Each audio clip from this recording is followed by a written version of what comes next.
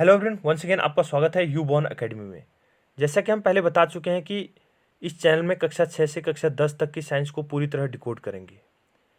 आज के इस वीडियो में हम प्लांट्स में भोजन और जो अन्य पदार्थ हैं उनका ट्रांसपोर्टेशन कैसे किया जाता है उसके बारे में जानकारी लेंगे।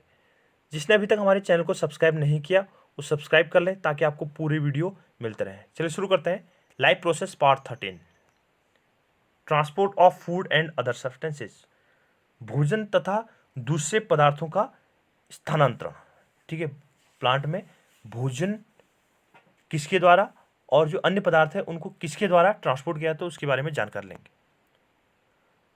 So far we have discussed the transport of water and minerals in plants. ठीक है, अभी तक हमने पादप में जल और जो खनिज लवण है उनके बारे में चर्चा कर चुके हैं कि वो उनको प्लांट के विभिन्न भागों तक कैसे पहुंचा दिया जाता है। Now let's consider how the product of metabolic processes, particularly photosynthesis, are moved from leaves where they are formed to other parts of the plant. ठीक है, अब हम यहाँ पर क्या करेंगे, कुछ मेटाबॉलिक जो एक्टिविटीज़ है, ठीक है, मेटाबॉलिक जो प्रोसेस है, मेटाबॉलिक जो प्रक्रिया है, ठीक है, मेटाबॉलिक को हिंदी में हम उपापचयी क्रियाओं बोलते हैं। ठीक, उपापचयी क्रियाओं के उत्पाद, ठीक है, विशेष रूप से किसके, फोटोसिंथेसिस यानी प्रकाश संश्लेषण जो पत्तियों में होता है तथा पादप के अन्य भागों में कैसे भेजे जाते हैं, यानी फोटोसिंथेसिस के दौरान जो बना हुआ भोजन है उसको पेड़ पौधों के विभिन्न भागों तक कैसे भेज दिया जाता है तो उसके बारे में जानकारी लेंगे। This transport of soluble product of photosynthesis is called translocation and it occurs in the part of the vascular tissues known as phloem. ठीक है, प्रकाश संश्लेषण के विलेय उत्पादों का वहन स्थानांतरण ट्रांसपोर्टेशन कहलाता है। ठीक है, स्थानांतरण ट्रांसलोकेशन कहलाता है और यह संवहन ऊतक के फ्लोएम नामक भाग के द्वारा होता है। इसको हम पहले वीडियो में बताया था। तो फ्लोएम क्या करता है, जो भोजन है उस भोजन को ट्रांसपोर्ट करने में हेल्प करता है। तो फ्लोएम के द्वारा भोजन को एक स्थान से दूसरे स्थान तक भेज दिया जाता है और जाइलम के द्वारा पानी को भेज दिया जाता है। जो मिनरल्स और सॉल्ट होंगे उसको जाइलम ट्रांसपोर्ट करने में हेल्प करेगा।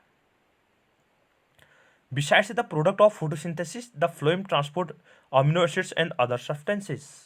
ठीक है, फोटोसिंथेसिस प्रकाश संश्लेषण के उत्पादों के अलावा फ्लोएम अमीनो एसिड्स तथा अन्य पदार्थों का परिवहन भी करता है। These substances are specially delivered to the storage organs of roots, fruits and seeds and to growing organs. ठीक है, ये पदार्थ विशेष रूप से जड़ के भंडारण अंगों, फलों, बीजों तथा वृद्धि वाले अंगों में ले लिए जाते हैं। These substances are specially delivered to the storage of organs of root. ठीक है, इन पदार्थों को कहाँ तक डिलीवर किया जाता है, रूट्स में, जड़ों में, फलों के रूप में, बीजों के रूप में और ग्रोइंग ऑर्गन्स जो पेड़ पौधे की वृद्धि करने वाले अंग होते हैं तो उसमें इसको ट्रांसपोर्ट किया जाता है। The translocation of food and other substances takes place in the side tubes with the help of adjacent companion cells both in upward and downward directions.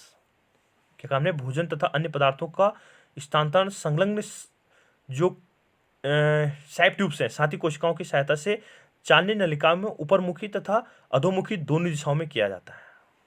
Unlike transportation in xylem which can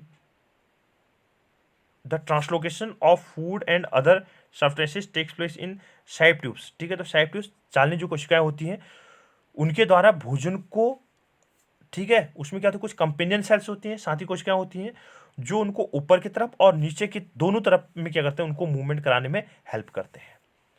Unlike transportation in xylem which can be largely explained by simple physical forces, the translocation in phloem is achieved by utilizing energy.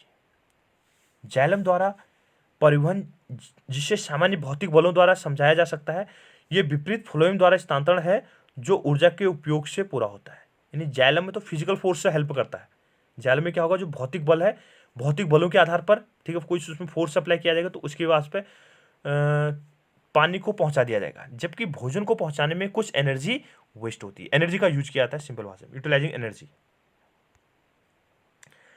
Materials like sucrose is transferred into phloem tissues using energy from ATP. ठीक है, जैसे sucrose है, sucrose शरीर के पदार्थ phloem ऊतक में ATP से प्राप्त ऊर्जा के स्थानांतरित होते रहते हैं। This is increase the osmotic pressure of the tissues causing water to move into it. ठीक है, जिससे क्या होता है, यह ऊतक का पराशरण दाब बढ़ा देता है। ठीक है, प्रेशर क्या होगा, ऑस्मोटिक प्रेशर को, पराशरण दाब को बढ़ा देता है, जिससे जल इसमें प्रवेश कर जाता है।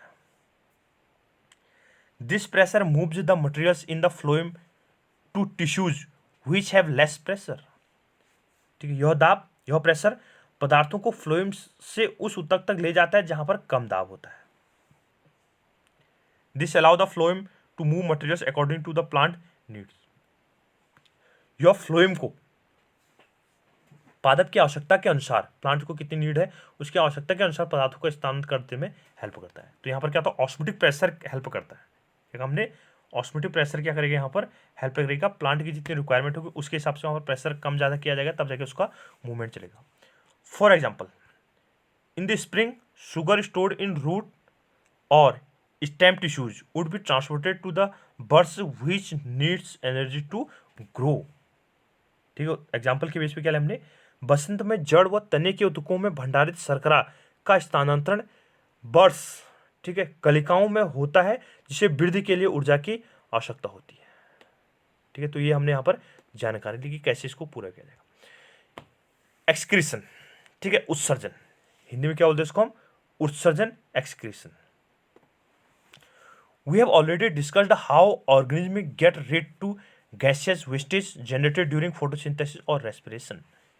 ठीक है, फोटोसिंथेसिस और रेस्पिरेशन के दौरान जो गंदे पदार्थ हैं, ठीक है, वेस्ट मटेरियल्स हैं, उनको कैसे भेजा जाता है, शरीर के से बाहर निकाला जाता है, या गैसों का आदान प्रदान कैसे किया जाता है, उसके बारे में हम जानकारी ले चुके हैं। Other metabolic activities generate nitrogenous materials which need to be removed.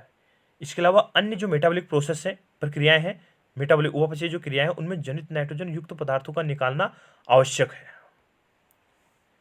The biological process involve in the removal of these harmful metabolic wastage from the body is called excretion. ठीक है, वह जैव प्रक्रम जिसमें इन हानिकारक उपापचयी वर्ज्य पदार्थों का निष्कासन होता है उसे हम उत्सर्जन कहते हैं। क्या बोला हमने, the biological process which involve in the removal of these harmful metabolic wastage from the body is called excretion. जो हमारे शरीर में, ठीक है, अन्य हानिकारक वर्ज्य पदार्थ है, उनको शरीर से बाहर निकालने की जो प्रक्रिया है उसे हम उत्सर्जन कहते हैं।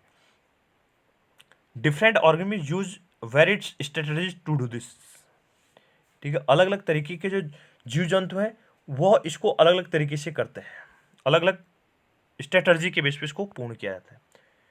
Many unicellular organisms remove these wastage by simple diffusion from the body surface into the surrounding water।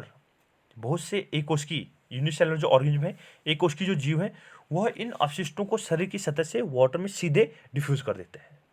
ठीक है, अमीबा हमने पढ़ा था ना, अमीबा में कैसे भोजन वो अपना अंदर लेता है और शरीर से जो वेस्टेज पदार्थ है उनको शरीर से बाहर निकाल देता है, तो अपने आकृति को चेंज कर देता है। तो पानी में इस तरह की प्रक्रिया चलती रहती है। As we have seen in other process, complex multicellular organisms use specialized organ to perform the same function। ठीक है, बहुत सारे जो जटिल बहुकोशिकीय जीव हैं उनमें इस वर्क को पूरा करने के लिए विशिष्ट अंगों का निर्माण होता है। जैसे ह्यूमन बींग्स है तो ह्यूमन बींग्स में एक एक्सक्रीटरी सिस्टम अलग होगा। ठीक है, या अन्य कोई डेवलप्ड एनिमल्स हैं तो उनमें इस तरह का उत्सर्जन तंत्र अलग होगा। तो ये क्या था, यहाँ पर हमने एक्सक्रीशन यानी जो उत्सर्जन है उसके बारे में सामान्य जानकारी ली। इसके बाद जो अगला वीडियो आएगा उसमें हम मानव का जो उत्सर्जन तंत्र है, ह्यूमन एक्सक्रीटरी सिस्टम जो होगा, उसके बारे में जानकारी लेंगे कि उसमें किडनी कैसे अपना रोल प्ले करती है। Thank you. वीडियो को लाइक कीजिए, शेयर कीजिए और चैनल को सब्सक्राइब कीजिए।